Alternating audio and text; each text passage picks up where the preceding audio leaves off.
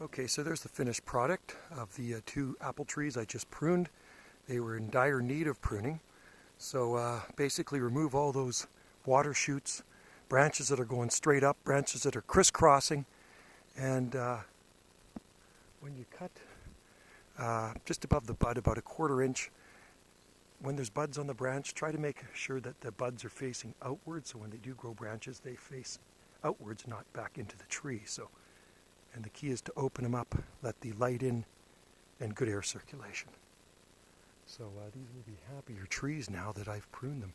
I don't really like that branch right there, the one that's going up. I think I'm going to take that one off. When I look back, that's the key. You got to look back, and I see another little one I missed there. So you just got to kind of look back, check out your work after you're done to see if you've missed anything. Sometimes it's difficult to tell when you're right up in the ladder. But overall, I think they look pretty good. All right, so there's my pruning job. Late March, Salt Spring Island. Happy, healthy apple trees when you prune them properly. Cheers.